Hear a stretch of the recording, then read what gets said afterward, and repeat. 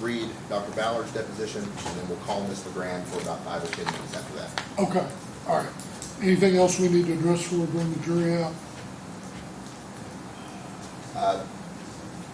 Yeah, we may go ahead and address one issue now. Okay, At one point during the testimony, Justin was asking Mr. Hamlin about the number of stores that were owned.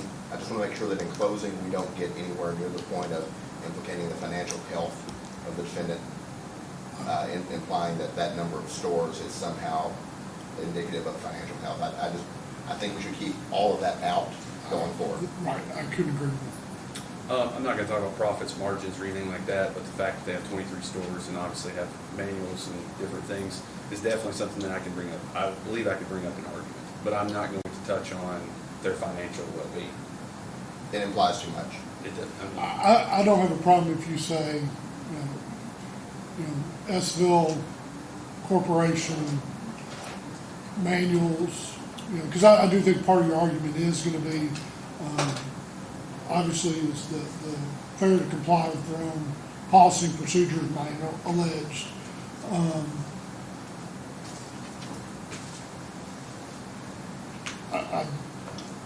the fact that they have so many stores is just a fact. I don't have, beyond that, I will not mention anything else. I think The fact that they have so many stores is irrelevant to anything that happened in this store. I don't mind That's if not you true, but- mention, I don't mind if you mention, the 23 locations. I think that does verify that this, but I would mention it once, Okay.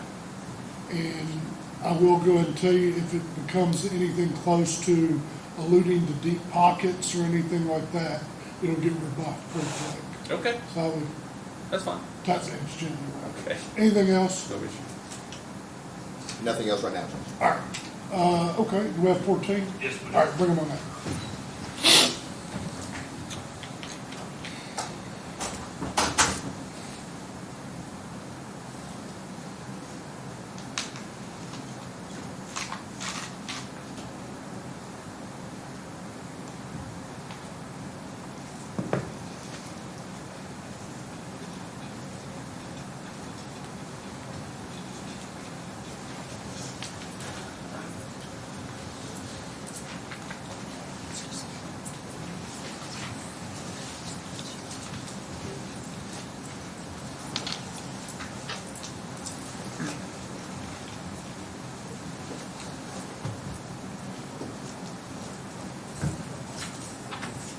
All right, good morning, ladies and gentlemen.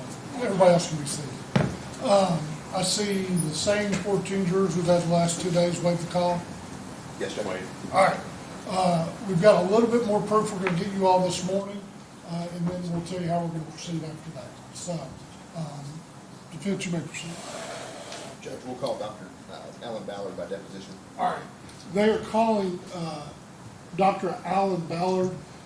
He's not going to be here live in person. This is a deposition that was previously taken by the parties. They're going to read that into the record. So they'll proceed as Just to clarify, it's Ellen Ballard. Ellen. Yeah, it's a Ellen Ballard. female. Pardon. Yes. No, you're Ellen fine. Ballard. You're fine, Judge. I just want to make sure. It's Alan's sister, Ellen. And just to be clear, if I may, this is of course not Ellen Ballard. This is our paralegal, Susan Bowden, but she'll be playing the part of Ellen Ballard. She's the actress playing.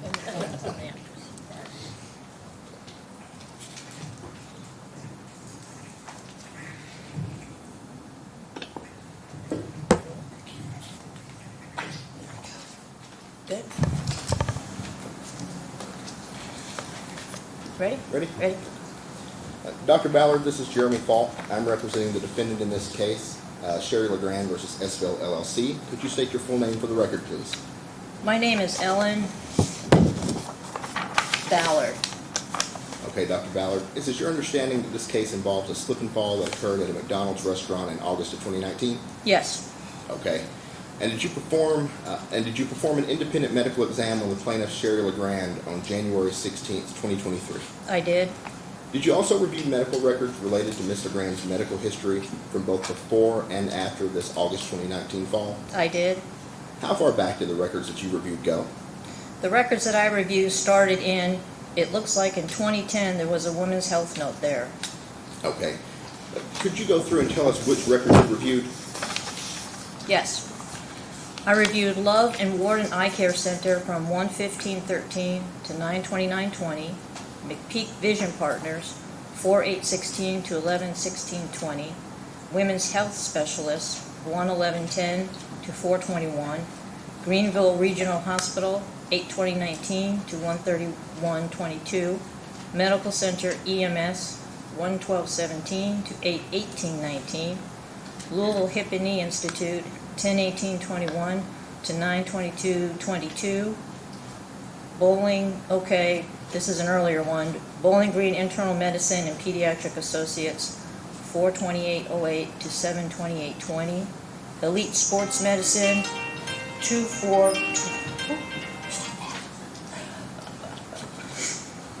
again, Elite Sports Medicine, 2/40/20, Orthopedic Plus Physical Therapy, to 1/13/21.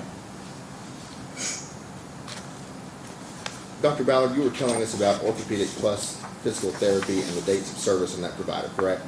Yes, okay. Those dates should be 1/20/20 to 1/20/20 to 2/3/20. Okay. And then a number, okay, then the next one is orthopedics, Kentucky Orthopedics. Those dates are 8/27/14 to 10/2/19, and the next is results PT, 9/24/19 to 12/6/19, and then Medical Central Health PT, 1/20/20 to 2/3/20, but that looks like that's a redo of the other one I just gave you before, because I did get those records later, so. All right. Is that a comprehensive list of all the records that you've reviewed, ma'am? There's also a deposition that I received that I have looked at. I have a dictation on that deposition. Okay. And the deposition, do you want the dates on that? Oh, no, that's fine, Dr. Ballard. Okay. So based on your exam of Ms. Legrand and your review of the records, do you feel well acquainted with Ms. Legrand's medical history so that you can make opinions related to the course of care following the fall? Yes, I do. All right. Before I ask you for any of your opinions on the medical aspects of this case, could you please tell the jury about your qualifications and credentials? I went to the University of Kentucky Medical School.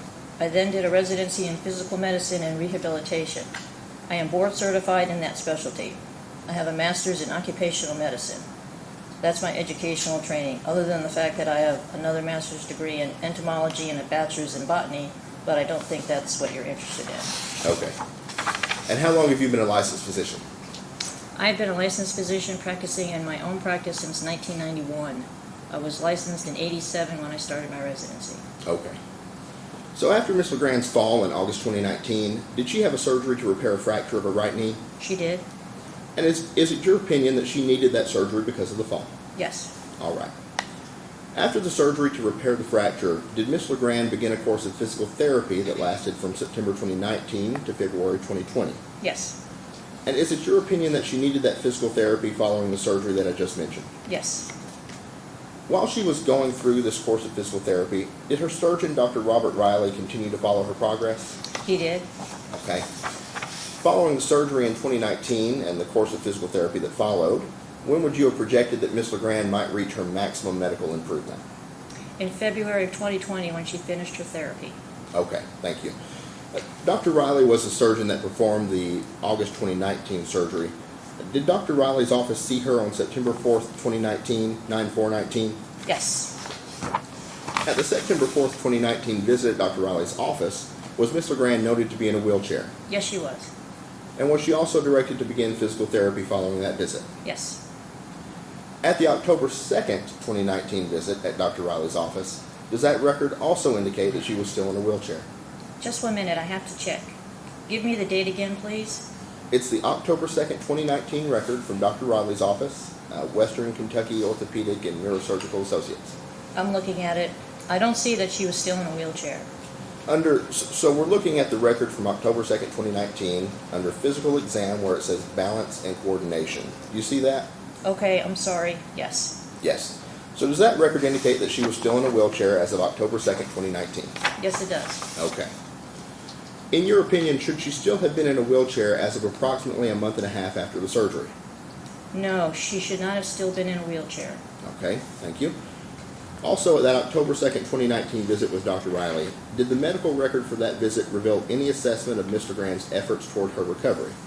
Yes. What Dr. Riley had included in his note was that she needed to be putting forth more effort. Does the fact that she was still in a wheelchair go towards his comments about her efforts at all? I think that that's very likely. I think that would be part of what he was saying. I think he was also implying that she needed to be working more on her motion. Okay. In what ways could a lack of effort toward recovery have affected the ultimate health outcome for Ms. Legrand? Well, people who have been immobilized across a joint need to go back and move that joint in order to, You're cutting out, Dr. Ballard. I heard in order to... okay, in order to increase their motion and increase, an example for the need to increase being able to improve walking and to improve strength. Another factor that's involved in weight bearing is that weight bearing can help bones to heal. Not putting weight on a fracture is indicated initially, but after time, then they need to put weight on to help it have its bone density increase. Okay. Also, at that October 2nd, 2019 visit with Dr. Riley, did the medical record for that visit indicate that Ms. Legrand should have been seen for an EMG test? Yes, it did. For those on the jury who might not know, could you describe what EMG stands for and what that test does? An EMG is an electromyograph, is a test which I actually perform as part of my specialty that includes two parts.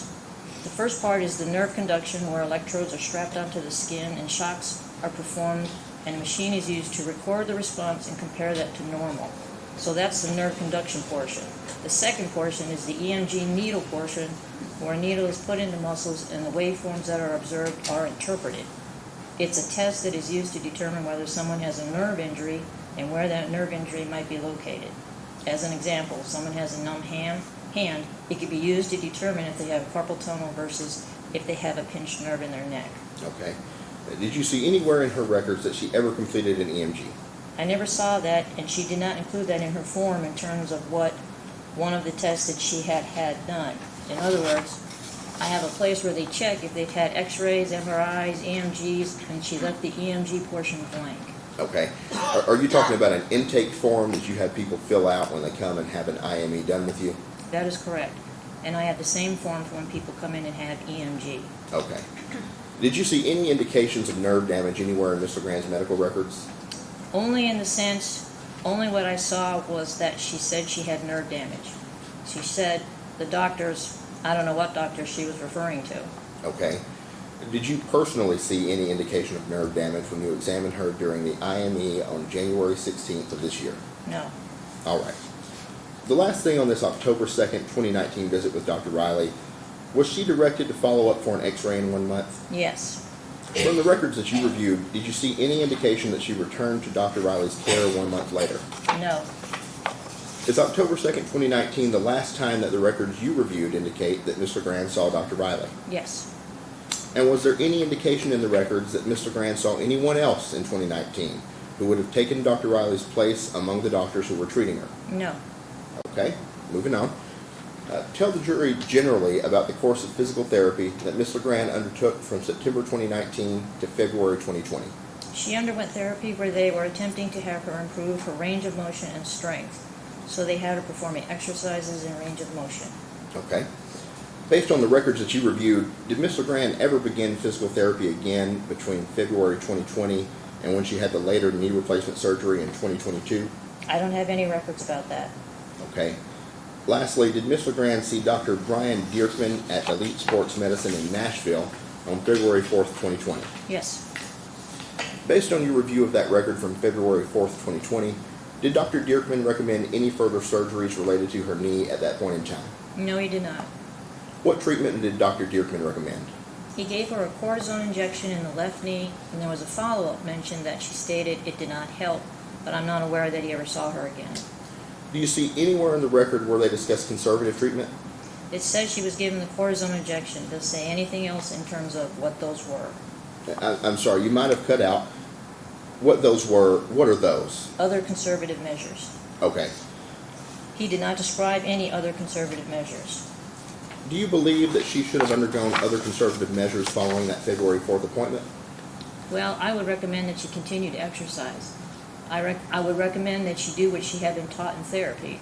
But in terms of other conservative measures, he recorded that she had motion that was normal, 0 to 130.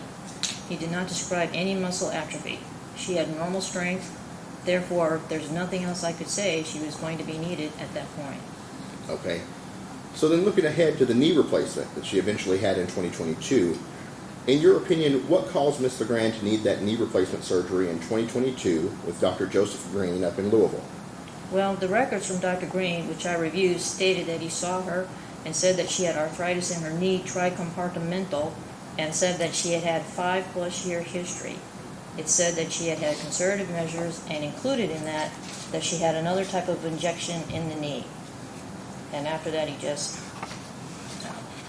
he recommended that she have a total knee replacement. Okay. And what was the cause of the need for that knee replacement? The arthritis in her knee. Okay. Did Ms. Legrand's medical records show that she had pre-existing arthritis in both her knees prior to the August 2019 fall? Yes. Did falling in August 2019 cause Ms. Legrand to have arthritis in her right knee? No.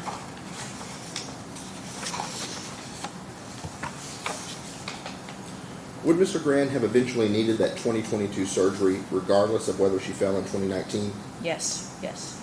And why is that? Well, the fall in 2019 affected her patella, but what she had was in her femoral and tibial joint, so that is actually what was replaced. They did not replace anything to do with her patellar fracture. So the surgery she had was for her pre-existing arthritis in the other parts of her knee. Okay. Were there any other factors related to Ms. Legrand's health or physical being that could have contributed to causing Ms. Legrand to fall? She had had surgery on her right hip. Individuals who have had surgery on their right hip, on their hips and their knees can have problem with their position sense. It can affect their balance. Someone who has had a history of a right hip replacement, such as she had, is at an increased risk of falling. She also had some issues with her vision, according to the records, although that is not something she reported to me. She also had a history of previous falls that were documented in the records, and she had, not that this made her fall, but this is what probably led to her fracturing her patella, is she had what's called osteopenia, which is a thinning of her bone, which placed her at an increased risk of fracture. Okay, thank you. As we sit here today, does Ms. Legrand need any additional treatment due to falling in August 2019? No. And would all of the treatment that occurred after Dr. Dierkman wrote on February 4th, 2020, that he had no further surgical recommendations for Ms. Legrand and that she should follow conservative treatment measures, would all the treatment subsequent to that point be unnecessary to treat the results of her fall in August 2019? Yes. Dr. Ballard, I've got nothing else for you. Mr. May have some questions.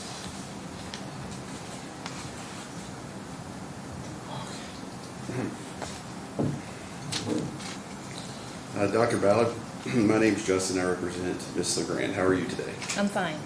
Good. Would you agree that if a report does not have all the medical records and everything in it, that it is not complete? Yes. And would you agree that if you only have half the facts, that you can't really paint the entire picture? Well, that would depend on what the other facts were.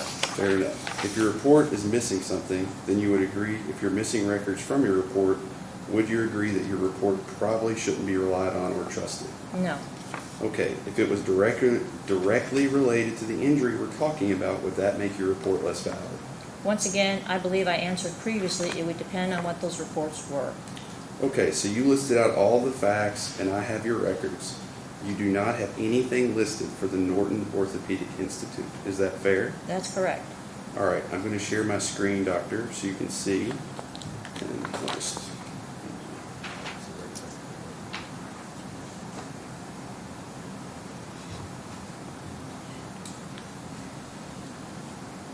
So this is the 7/9/2020.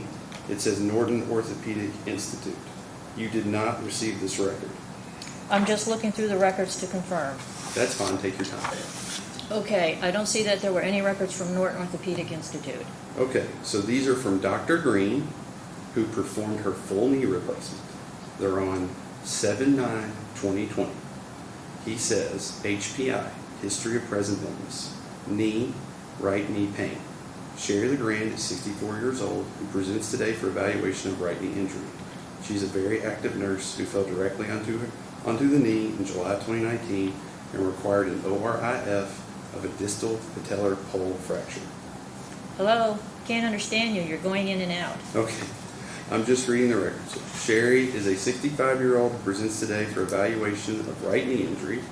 She's a very active nurse who fell directly onto her knee in July of 2019 and required an ORIF of a distal patellar pole fracture. Subsequently, she had severe quadricep weakness, a chronic limp, and chronic crepitus. It feels as if her patella did not heal. That seems pretty pertinent to this case, and it's not in your report, okay? What doctor did you say wrote that report? Dr. Green. Dr. Green as in Joseph Green? Correct. He was at Norton Orthopedic Institute, and then he went to the other one. I don't believe you received these records, but we'll get into that in a second. And then it says, plan, I am concerned she has a malunion of the patella with significant cartilage disruption and a possible medial meniscal tear. And then he has a long discussion there. So this is one record.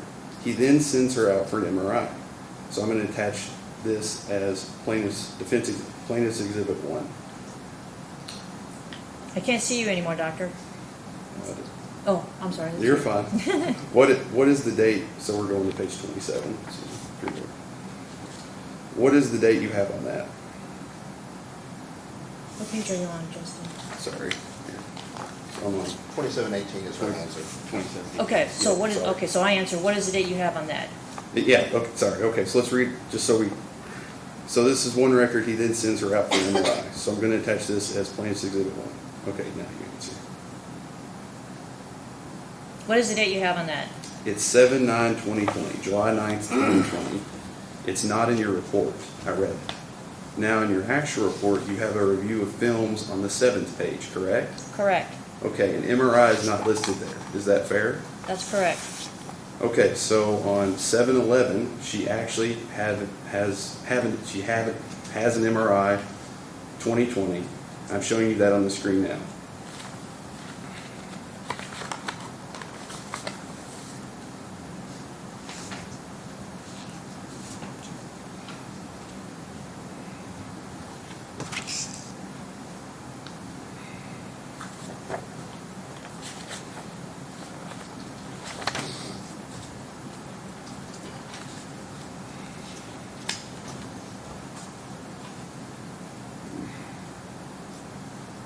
Okay, so this is an MRI of her of right knee, or MRI of knee, and it has a big long list of impressions and what's going on here.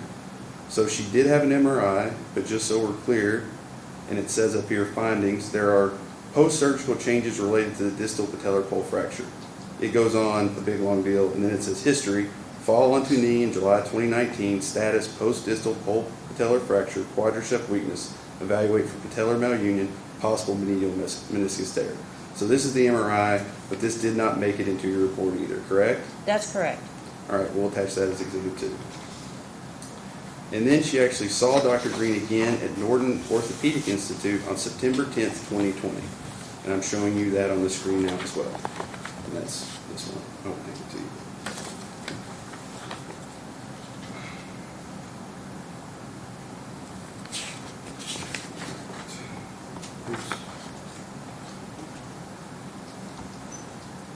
Okay, doctor, so,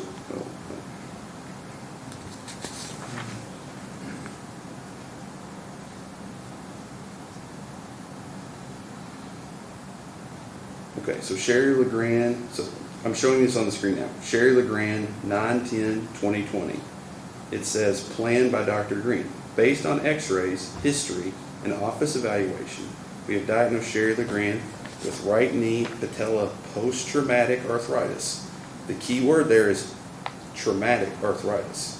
At this time, they, being she, Sherry, has failed a conservative treatment program, physical therapy, steroid injection, visco supplementation, and brace are no longer working. Their symptoms are no longer relieved and have become more severe enough to significantly deteriorate their quality of life and affect their activities of daily living.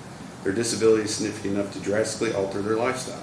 Given the patient's symptoms and request, a right knee arthroplasty is indicated.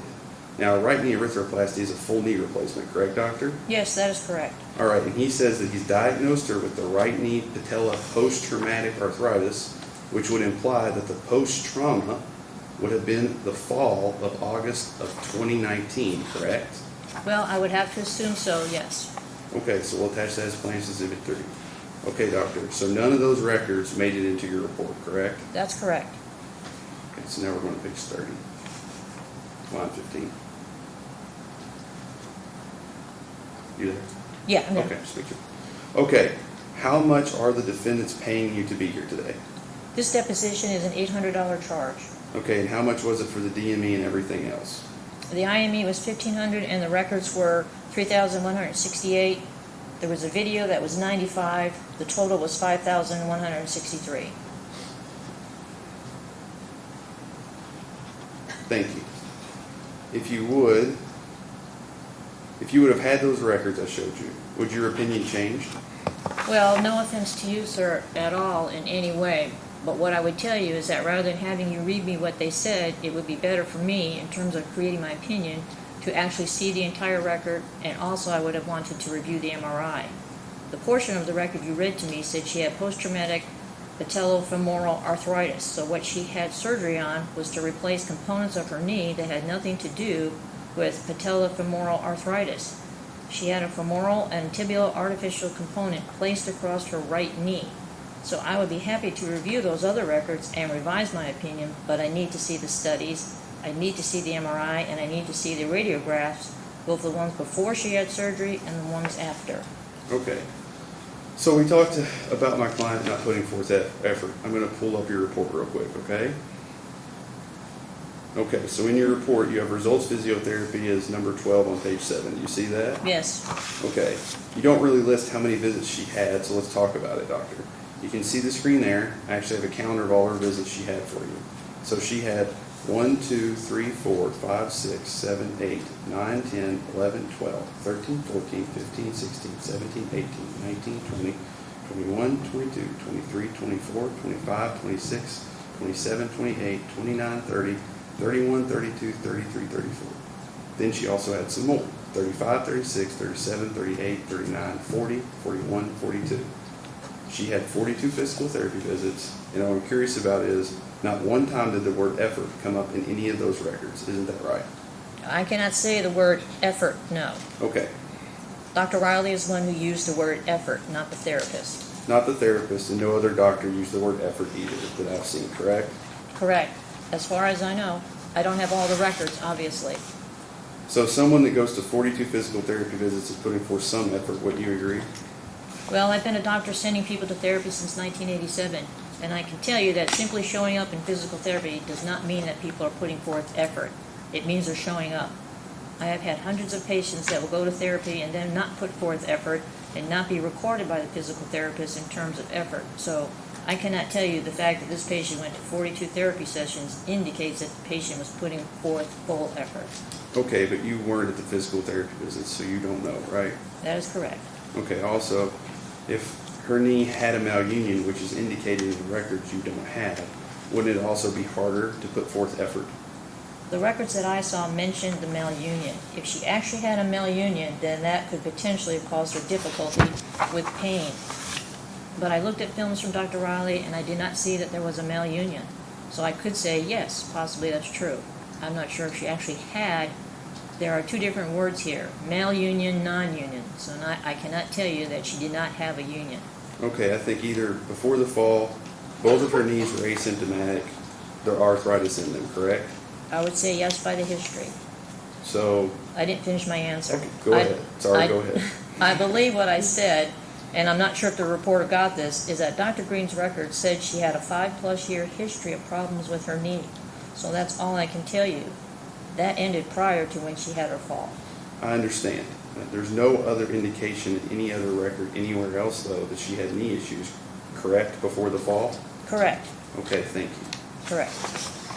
On page 6 of your report, I think you talked about elite sports medicine. I have it pulled up.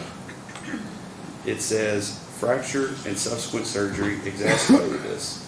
You said he didn't recommend surgery, but it does say she will eventually need a knee replacement, correct? Yes. Okay, thank you. Doctor, have you been to this McDonald's? Have I ever been to McDonald's? Have you ever been to the McDonald's where my client fell in Bowling Green? No. John, we need Ken for our, sorry. Thank you.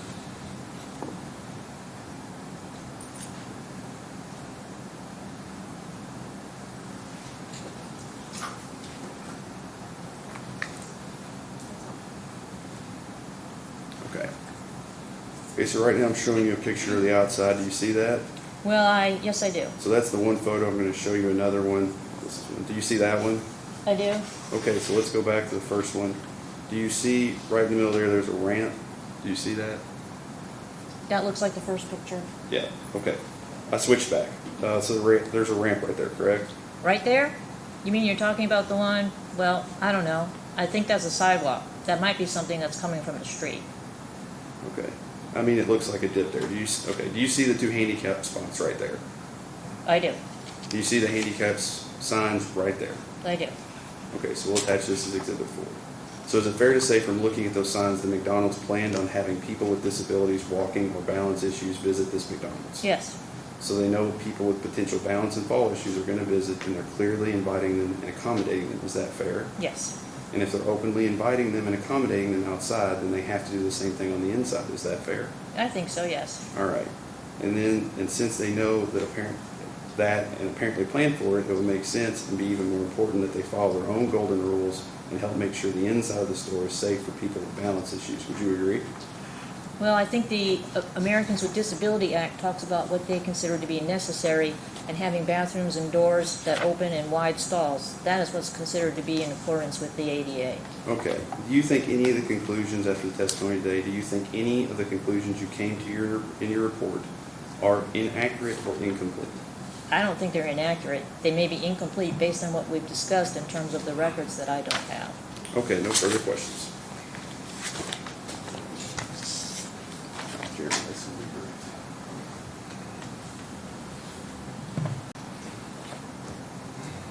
I want you to take a look at the record that you've got from Louisville Hip and Knee Institute from October 18th, 2021. And you just let me know when you've got that record ready. Yes, I have that. So there's a page in there. In the top right corner, it says page 7 of 11. Do you see that? Well, let's see. I'm seeing, okay, I see a 7, a 9, an 11. I don't see 7 of 11, but I see a page 7, I guess, yes. This is the record from 10/18/21 at Louisville Hip and Knee Institute. Yes. Now what I have, the top page, what's on 007 is what it says at the bottom right. It says, the top of it says, this plan, course of care, all questions were answered and consent will be obtained. That's what's on page 7. Bear with me just a second, Dr. Ballard. Let's make sure we're on the same page here. Okay. On the page, it starts with encounter date, 10/18/2021. Do you see that? Yes, I see that. Okay, turn to the third page of that record. Yes. And at the bottom, does it say plan? Yes. Can you read that plan out loud, please? There's 2 paragraphs. Okay, plan. Based on x-rays, history, and office evaluation, we have diagnosed the patient with right knee arthritis. At this time, they have failed a conservative treatment program. NSAIDs, physical therapy, steroid injection, viscosuppulation, weight loss, and bracing are no longer working. Their symptoms are no longer relieved and have become more severe enough to significantly deteriorate their quality of life and affect their activities of daily living. Their disability is significant enough to drastically alter their lifestyle. A left total knee arthroplasty is indicated. Okay, we'll stop there. Is that the same paragraph that Mr. May read to you earlier from records he was telling you didn't have? Well, I'm not positive. I mean, it has some of the same information, but I don't know that he did not read all of that paragraph. Okay. If the information from the record that he has at Norton Orthopedic Institute, if that same information appears in this record, would you consider yourself to have gotten the information one way or the other? Yes. And if you've gotten that information one way or the other, do you feel that your report is then complete, even if there's other records missing that have that same information? Yes. That's all I've got. When is this complete? All right, that was the end of that deposition. All right.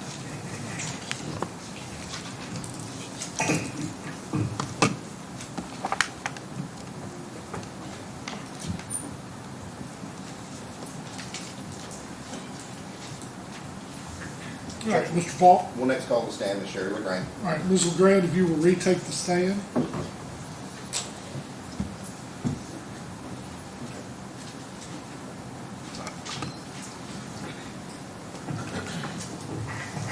Can we approach, Your Honor? Sure. And Ms. Legrand, just a reminder, you are still under oath. Yes, sir. Thank you.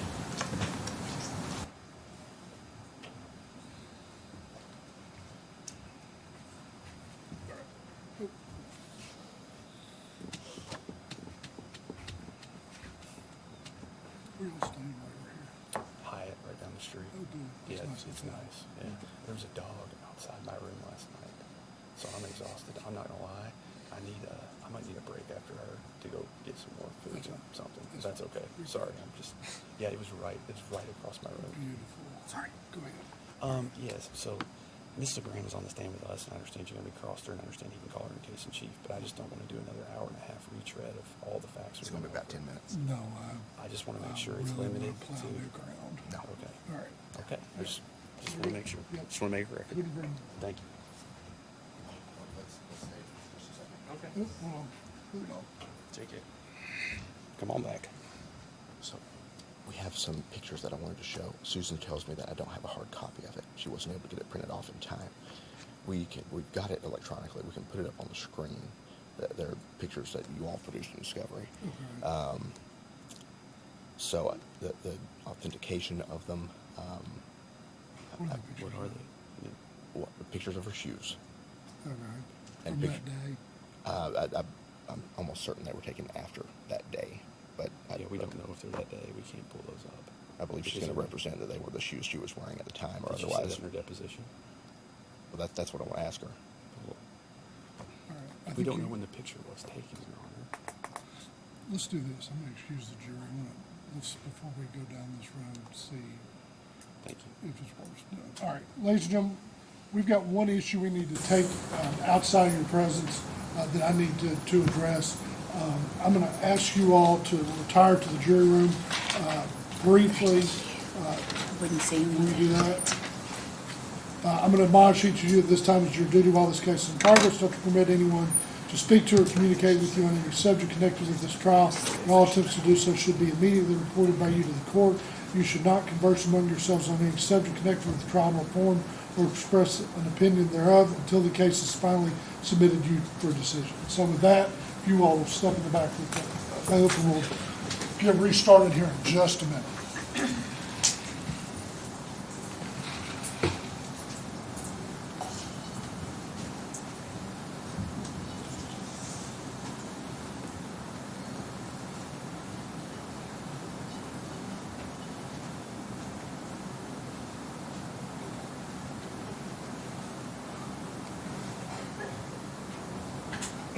All right, the jury's out.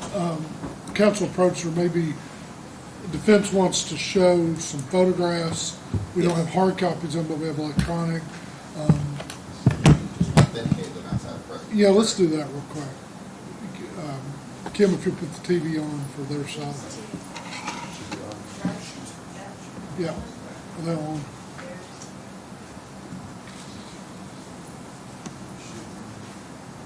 Jeremy, what's the bait stamp on that?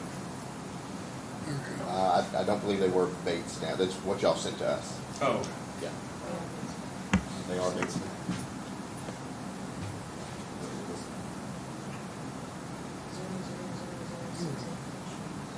6 8. Okay, yeah. Okay. There's y'all's baits now. Sorry.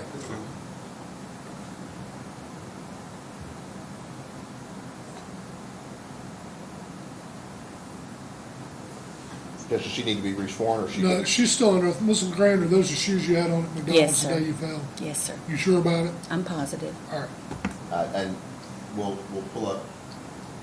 And ma'am, is that you in the hospital bed on the day that you fell?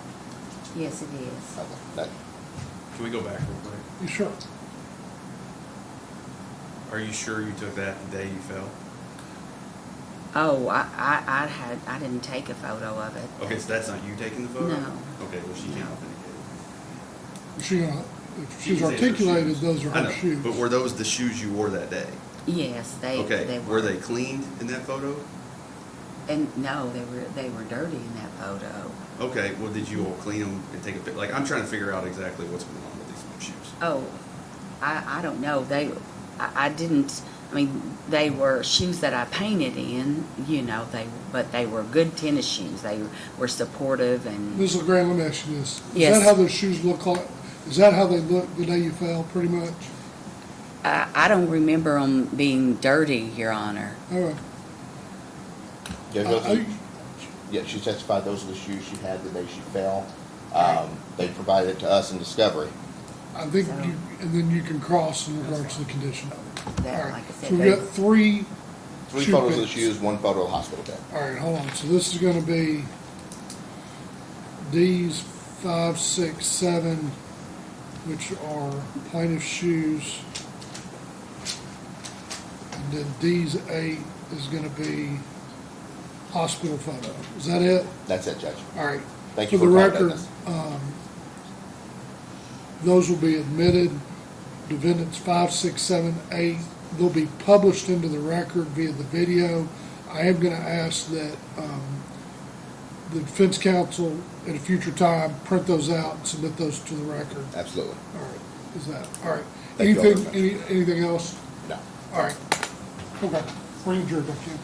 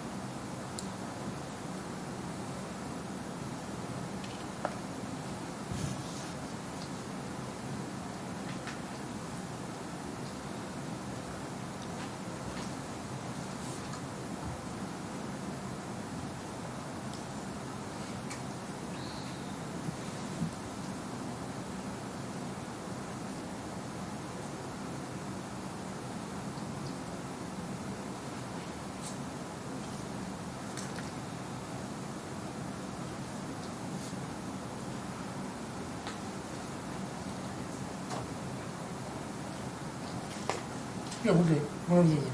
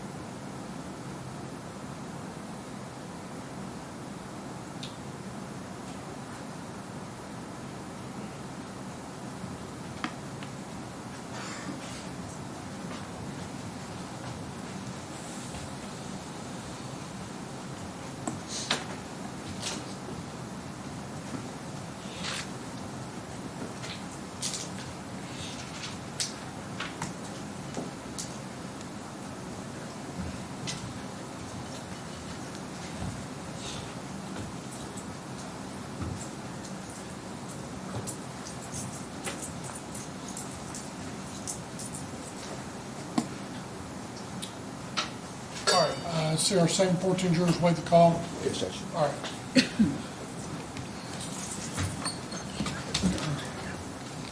All right, Mr. Falk, you may proceed. Thank you. Mr. Grant, I've got just a couple of questions for you here before we close out, okay? How long has your husband Jerry been a diabetic? many years. What- I can't tell you how long. I don't exactly remember when he was diagnosed. Is it more than 10 or less than 10? I would say at least 10. At least 10, okay. Mhm. Ma'am, the day of the fall, what kind of shoes were you wearing? I had on tennis shoes. Okay, are you wearing them today? No, sir. Okay, they might not be appropriate for court, right? I wouldn't wear them, no. Okay. Were they shoes that you painted in? Yes. The typical shoes that you would take when you go with Jerry to a paint job? I think they were Asics, and they weren't my best tennis shoes, but they were very supportive, and I had them laced up. Okay. And you wouldn't want to paint in your best shoes. Right. These are shoes that it wouldn't have broke your heart to get paint on them. Exactly. Okay. Judge, if we may publish a picture of the shoes to the jury. This will be defendants 5, 6, and 7. Ms. Legrand, are these the shoes that you were wearing the day that you fell? Yes, they are. Okay. And Susan, if you can flip through the three photos of the shoes that we have, those are the same shoes? Yes, And those are the same shoes? yes. Okay. And then flip back to the side view, please. You see, we got two views of the top, right? One view of the side. We don't have any views of the sole of the shoe. Why didn't you all send us a view of the sole of that shoe? The bottom of the shoe? I have no idea. I just, like I said, they were ASIC supported tennis shoes. I have no idea. If we're going to use these shoes to make any determination about this case, we'd want to see the bottom of them, right? Well, I can see part of the sole, like right on the way it's turned. Okay, you can see part of the sole on one of the shoes, right? That's correct. Okay, but you're not focused on the sole in this picture, right? You can't see it in detail? No, but I can assure you with standing all day and having to walk up many flights of steps and go into many apartments that I had to have shoes that had support. All right.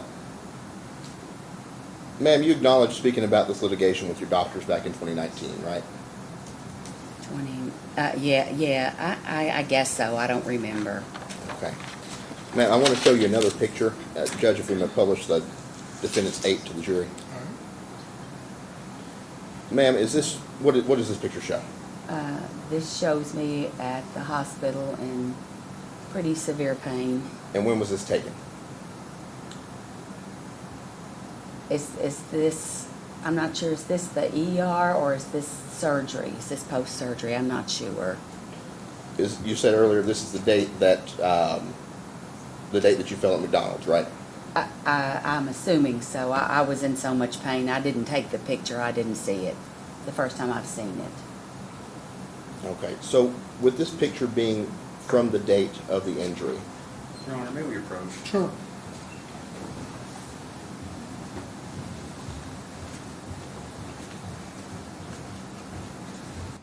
She never said it was from the date of the injury. Yeah, she's not said that. It was, what's the date of the picture? I don't know. it was provided in discovery well before her second surgery. It was. She said she doesn't know when it was taken. And the surgery was 2 days later. It wasn't when she went to the hospital Okay, I'm just initially. going to clarify, she's not sure what date that is. All right, that's next. She's not sure what date it is, but You Because can ask- if we need to dig I'm gonna out- ask you this. You can dig out whatever you want. Yeah, But I'm the gonna fact ask you is, we this. don't know. I'm gonna ask you Sorry. this. Sorry, Judge. Do you know what date this photograph was taken? We'll move from there, okay. all right? Yep.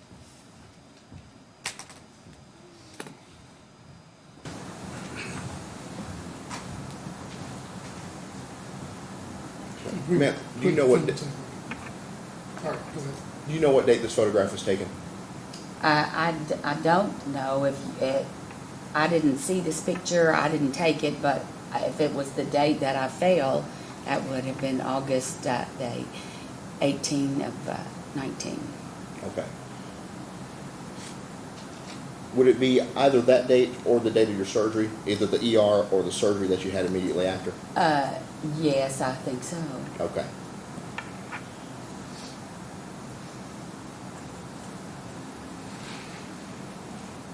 Why was that picture taken, if you know?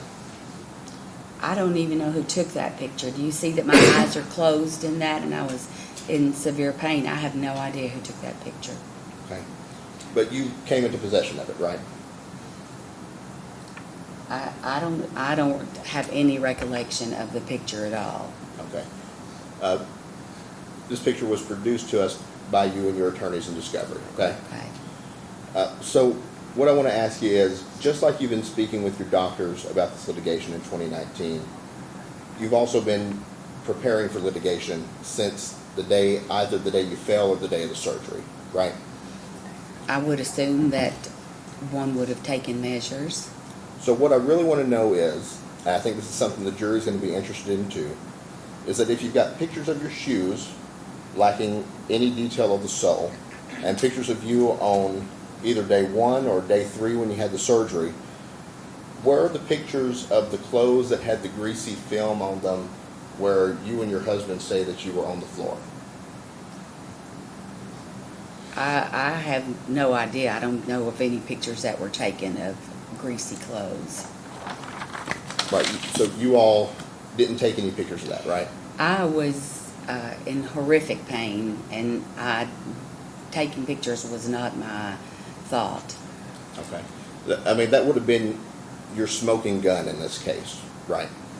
If everything is as you said it was, your version of events is true, then you would have had clothes with a greasy film on them that your husband said stayed on there all day, right?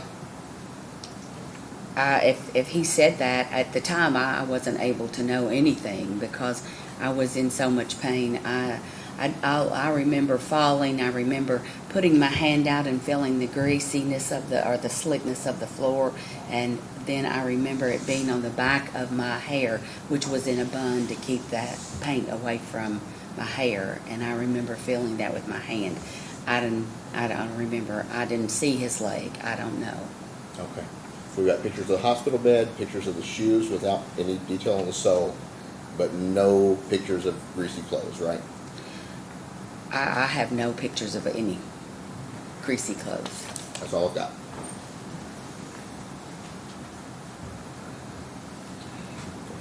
Sherry, Yes, sir. so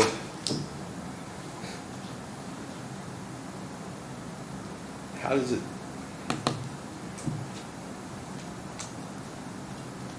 did you and Jerry walk in that McDonald's that morning plotting to sue McDonald's? Absolutely not. We had a contract that needed to be finished, and we had nothing against McDonald's. He went there all the time and knew lots of people there. The photo of your shoes that they asked for you in discovery, then I asked you to send them to us. So you would have taken those photos months later. Is that Oh, fair? definitely. I have no memory of taking them, but I'm sure I was instructed to take a picture of them. And I asked you, please take pictures of shoes and send them to me. Yes, And then if they'd asked me to send you the sole, you would have sent me that? of course. But we- I had no reason not to. Okay. And clearly, if you all were litigious folks, you probably would have taken pictures of the greasy pants, but you didn't do that, right? That was not our priority, no. Okay. And Sherry, how did it feel to have to look at a photo of you and then be implied that you're doing this? It doesn't feel very nice. Okay. No further questions. Nothing further. All right. Ma'am, you may sit back down at council table.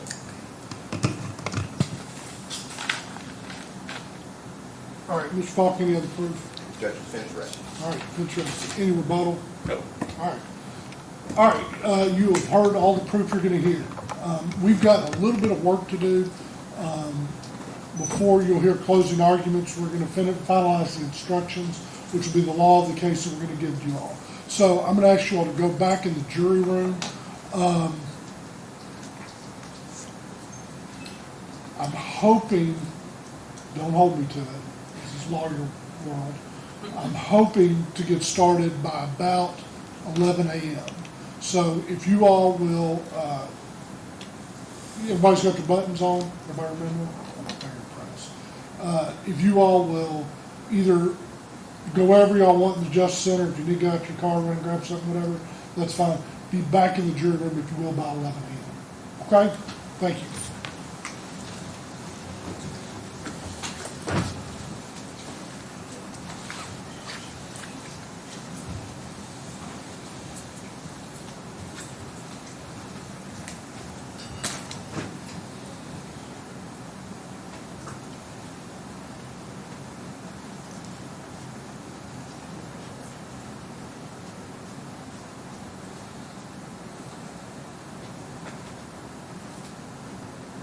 Thank you.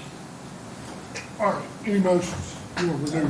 Renew our directed verdict. All right. And then we also make a directed verdict motion based on the fact that the proof did not dispute any of our claims. I'm gonna let this, I'm gonna deny the motions. I'm at this point in time. I do believe there's sufficient evidence though for this matter to go to the jury. I've sent out copies to you all early this morning. Did you all both have a chance to look at them? I have It to, is, Mr. Honor. Okay. Anything you all want to put on the record in regards to the instructions? Yes. Go ahead. Okay.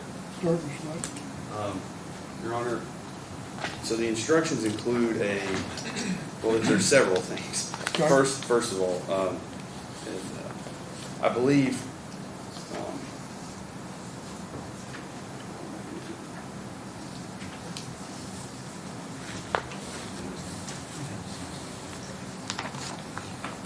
Judge, these are printed directly out of Palomar, 2401 and 2402. 2402 is a slippery floor instruction. Currently, as constructed, the instructions have the duty to warn outside of just the ordinary care. So what I want to talk about is that it's, so the duty to, and well, let's just look at the comment after 2401. Okay, so it says, the court, down the third line, the Court of Appeals reversed the trial court, but the Supreme Court reinstated the verdict. The court held that the instructions of the trial court were correct. While the elaboration upon the defendant's duties correctly states the law, it is unnecessary for purposes of instruction, since the duty to maintain the premises in a reasonably safe condition includes the duty to inspect. So, beyond the brief that we submitted, Palomar instructions make it clear their duties are all included in this instruction. If you separate it, we are then creating a contributory negligence issue because the duty to warn is included in their duty. So, and then I have the case cite for you in Dunn, where it says that the Texas Supreme Court has repeatedly explicitly declared that under comparative fault, the unreasonableness and foreseeability of the risk of harm is normally a question for the jury to determine in deciding whether the defendant breached his duty of care. So all of these duties go to breach. It is a breach analysis. It's not a foreseeability analysis. It's not any of that. So it should just be 2402, and that's it. Because when you break it all out, it becomes extremely confusing. If you put it all together, like they have it in 2402, it makes it much clearer and easier for the jury to then go, okay, what is this, what is that? And on top of that, if we take duty of warning and put it as its own and, that's essentially, because they already argued that in summary judgment, and if that was the case, you overruled them. So if that was the case, then we should have lost. And so that's not the law. That's all I'm arguing, Your Honor. As far as damages, I would argue that the jurors, 9 of them, a different 9 can fine for each damages category. So that's the reason we would have it broken out. So that way, if they get back there, you know, they don't all have to agree on all the damages categories. The only thing I've ever seen. We've broken that out. Okay, I didn't see that. I'm sorry, Your Yeah. Honor. I didn't. As I told you, the dog was barking I all understand. night. So anyway, nonetheless, I've submitted the Carter case as well. I think Carter v. Bullet Host is really the case that makes it very clear as well. Let's see. Let's see. Under comparative fault, every person has a duty of ordinary care in light of the situation. The duty applies equally to plaintiffs and defendants. For fault to be placed on either party, the party must have breached his duty. And if there's a breach of fault, it must be apportioned based on the extent of the party's breach, or help cause the harm plaintiff. But it is just as true under comparative fault as has always been that if a landowner has done everything that is reasonable under the circumstances, he has committed no breach and cannot be held liable by the plaintiff. The difference under comparative fault is that a landowner is not excused from his own reasonable obligations just because a plaintiff has failed to a degree, however slight, in looking out for his own safety. So you can't break that out because then it makes it where they need to analyze all the facts. Otherwise, like I had a pallet case and they could have just slapped warning on it and then, they warned, so we may not, do that. It turns into a contributory negligence issue. And that's my issue. So I'm done. Judge, all the law that they're citing to you goes to the open and obvious portion of all those premises liability cases. The duty, I think I cited one case in particular to you, Bradley versus Sells, or Sells versus Bradley, whichever way it was, that specifically says it's an alternative duty to either correct or to warn. So if we fulfill one or the other of those duties, that's the end of the case. And that's why we have to have that duty to warn instruction that you've included in instruction 2 and interrogatory 1B. If that's not in there, then we've been deprived of our ability to show the jury that we've got alternative duties to either correct or warn of the hazard. What's the hazard we're correcting here? A mopped floor. The mopped floor, places are gonna mop their floors. You can't make a hazard, someone trip in it, and then be liable for not correcting it. You've just got to warn of it when it's that, a hazard that needs to be there for the store to operate. So, we're entitled to the duty to warn instruction. I don't think there's any, real issue that can be made about it. It doesn't go to comparative fault at all. When you ruled on the summary judgment motion, what you ruled was that there was a question of fact remaining as to the reasonableness or sufficiency of the warning. And that's what we still had left for the jury to decide at that point, in addition to comparative fault and damages. So, the duty to warn, it has to be in there. The other substantive issue that I want to point out, is in instruction number 5C.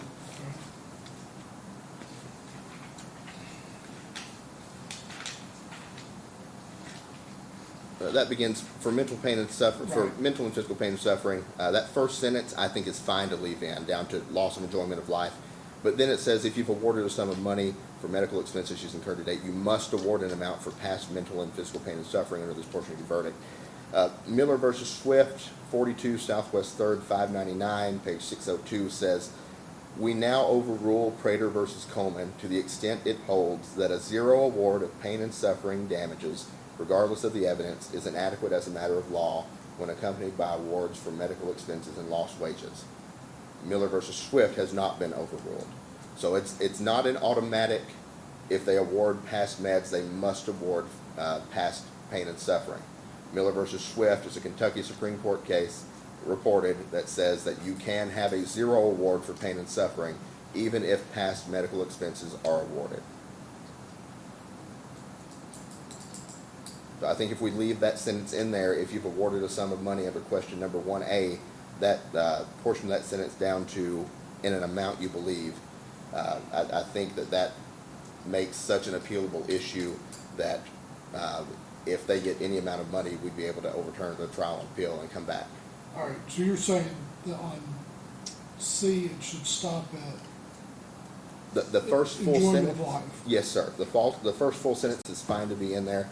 And then I think it can pick up again on the next to last line, comma, in an amount you believe fair and reasonable from the evidence presented, not to exceed $500,000. Okay. And what's your case site saying that's no longer? Miller versus Swift, 42 Southwest 3rd, 599, page 602. The sentence begins, we now 42 overrule. Southwest Third. I'm sorry, Southwest 3rd, 599, Okay. page 602. Okay. All right, would you like to respond to that? Yeah, I believe, I'm, frankly, I wasn't provided that, it's okay. I actually, I don't have a problem with that. I actually think that might be correct. And I regularly try these cases. So I think, but just going back, is the jury's job in Kentucky when considering premises liability cases not to decide in a vacuum whether a risk was unreasonable or whether warning was given, but whether each party breached its duty. So, the Kentucky Supreme Court has repeatedly and explicitly declared that under comparative fault, the unreasonableness and foreseeability of risk of harm is normally a question for a jury to determine in deciding whether a defendant breached its duty of care. And that's done v. Walmart, and it's looking at the other cases. Kentucky negligence law has evolved from a blunt question of a duty of a more nuanced analysis of breach and causation. That's Wiley v. Sam's Club. And then it goes on, under comparative fault, the trier of fact will determine the percentage of fault allocated to each claimant defendant. So, in doing so, the jury, okay, so in Kentucky, premises liability is no longer a basic question whether a landowner has met his or her duty, rather the jury is tasked with considering whether the plaintiff defendant have breached their respective duties of care. In doing so, the jury determines the unreasonableness and foreseeability of the risk of harm by considering the facts, such as the presence of warning and steps taken to mitigate and warn of the risk. These are not questions the jury is tasked with answering, but merely factors for the jury to consider when determining if the parties breach their respective duties of care. It's all included. Jury instructions, the case law is clear, it is bare bones. We argue, he will argue their duty was met because they warned. We then argue that they did not do everything they needed. It is, otherwise it is a contributory negligence issue, and I just miss Legrand, and I don't want to come back.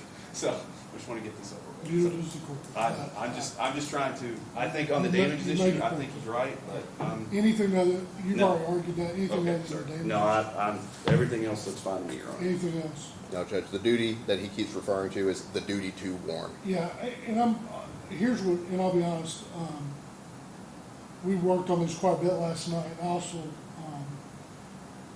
adopted my part-time law clerk, who's Senior Judge Wilson, who's been on the bench for about 20-plus years. And looking at this, in looking at Palmore's model instructions, specifically 2406, what we, I think, have done, or I've done now in these instructions with interrogatories 1A, B, and C, I believe that the law requires these three interrogatories to be answered specifically before we can get to any other part of the case. So I do believe that in looking at the model instruction, that this is going to cover what is required, and I believe it's broken out appropriately to have unanimity of verdict that's going to be necessitated. And your argument, you've made your record, that'll be the ruling of the court. I'm going to take out the one part we discussed, and then I will get each of you all a copy, and we'll try and get those printed out. Let's try and be back in here. Judge, I know that I said I had nothing further, nothing substantive. Okay. There's a couple of parts that I think can be clarified. I'll be happy to hear that. If we look at the bottom of page 3, the question on, at the top of page 3, the question B, did the defendant fail to warn the plaintiff of the unreasonable risk? I feel like that, when I first read it, it confused me because it's framed in the negative. Okay. I felt that it would be clearer if it was framed in the positive. Did the defendant reasonably warn the plaintiff of the unreasonable risk? I object to that, Your Honor. I think it's fine as it's written. I'm going to leave it as is. Okay. And I'll be honest, we went back and forth with that one Sure. a bunch. Okay. And either way you do it, I thought this was, after looking at it, most clear. Okay. Also, I think in looking at A, B, and C, I think the clarity of the way it flows, and like I said, you all, I'm going to give you all the instructions, and it's going to be your job to lead the jury to how you want those done. Because I think you I don't said understand. it'll be no, no, no. Right. Right, okay, I see, I Yep. see. I don't understand. So, instruction 3. Okay, However, if your evidence believes Shirley Legrand felt excess duty care for her own protection, such were a substantial factor in causing her fall, you will say by your verdict, we the jury find the plaintiff Shirley Legrand did not fall in her duty of ordinary care. I don't know what that means. So I would propose that on that sentence, we change the word in her duty of ordinary care to say in her duty to exercise ordinary care. Because that matches the part B down there. okay. All right, did not fail in her duty. To exercise ordinary care. I think that'll help. Okay. I'll correct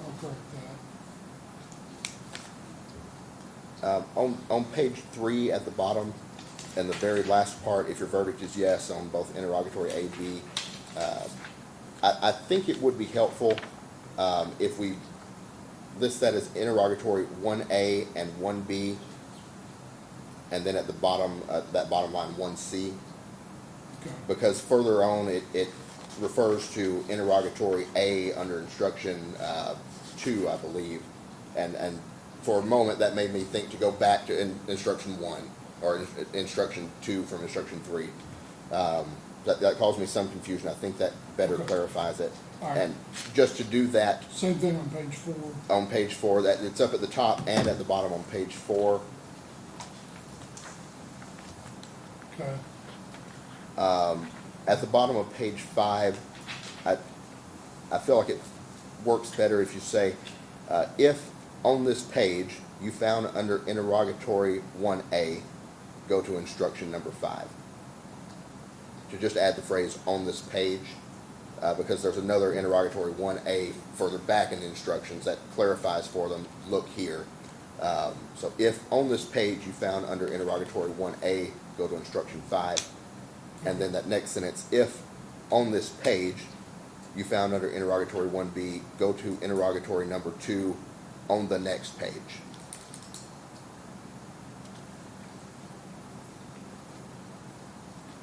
So, if, on the second part, if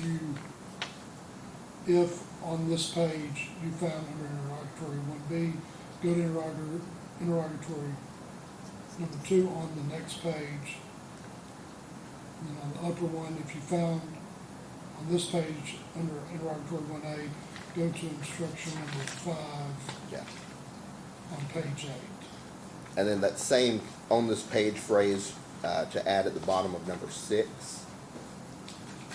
on those two sentences there. If on this page you found, if on this page you found. Okay.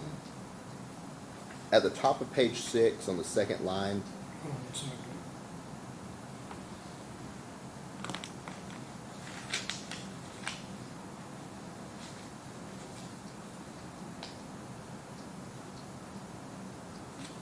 All right, what was your next one?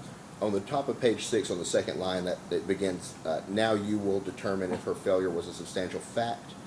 Should that be factor? Yes. And then on the first line, at the top of page 6, under interrogatory number 1B, I feel like that's clear if we say under interrogatory number 1B of instruction 3. All right, say that again. That for the top line of page 6, under interrogatory number 1B of instruction 3, comma, you have found, et cetera, et cetera. Under interrogatory 1B of, Instruction 3. okay. I don't have a problem with that. I think that just clarified. All right. For- I don't, okay. Can you explain to me how I'm supposed to explain this for us to win? Because I genuinely don't know. I'm not kidding. Like, I don't know. It's that confusing. Because was she a substantial failure, and then it's her duty of care, but it's not a foreseeability exercise? I'm just confused. Like, how I, just from the court's perspective, how would I explain to them how we would win? Or like, how we would get to comparative fault? I don't think I can explain that. I mean, you're writing the instructions. I assume that you can explain them to me. I'm giving you what I believe to be the law of the case, and I But believe, I'm, okay, go ahead. I'm sorry I interrupted you. Your Honor. I believe that at that point in time, it is your job to take the law of the case and explain it, applying the facts of your case to the law that's given. Well, if I don't understand it, then how will a jury? Again, I've taken basically the same elements out of Palmore's 2406 and just broken it into 3 questions. But 2402 is slippery floors with a premises, and it's a comparative fault case that includes ordinary care and substantial factor in it. That's all it is. It's the same thing in one instruction without having to do all this. But again, I believe that the instructions that have been laid out are appropriate in light of the facts before the court. Okay. I've got just a couple more, if that's Okay. okay. On page 7, at that point, if they get to instruction number 4, comparative fault, they will have already found that one or both parties have breached a duty. That instruction number 4 at the end of that first line begins, if you find for plaintiff Sherry Legrand under instruction 1, but also said, it seems like it reintroduces the concept of your finding for one party or the other. And by the time they get here to instruction 4, They would have found. they would have already found. Okay. So what I would propose is that we strike everything except the last line there and replace it with, if you have found from the evidence, you have found from the evidence that one or both of the parties breached a duty owed to the other. Sherry Indicated, doesn't owe a duty to me. She's an invitee. which is a duty of her own care, but it's not owed to them. That's fair. So you have found from the evidence that one or both of the parties breached a duty owed to the other or to themselves. She owes a duty to herself to look out for her own safety. She owes a duty to us to look out for her own safety, regardless if she has to look out for her own safety. I think for instruction number 4, I'm gonna do, it was Sherry Grant's duty to exercise ordinary care for her own safety and protection. I think that's fine. So if they've gone to instruction number 4, it'll be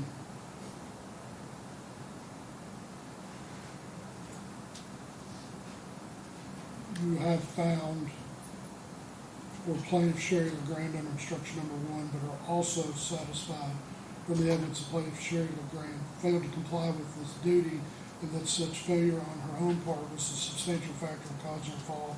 You will determine from the evidence and indicate in the following blank spaces what percentage of the total fall was attributable to each of the parties as follows. So substantially, we're just taking out the word if. Yes. Okay. If we take out the word if, just for clarity's sake, on that next to last line in that paragraph, can the word you after fall begin a new sentence? All right. Where are you? I'll look Yeah, and look, I can show you that. Yeah. If we take out if, that makes that not, Oh, okay, so you're just saying you Phrase. will, you, so it's you found, or you? or you have found, I think is the way the judge just Yeah. reformulated that. Okay. You have found for sure. There are also that stuff in the evidence. all right. Okay. Okay, yes. Anything else? My last thing, Judge, for each of the instructions, 5, A, B, C, and D, we object to them being broken out. I've given Your Honor a written copy of those objections, so I won't retread that ground here. It seems like you've made the decision so far to break them out.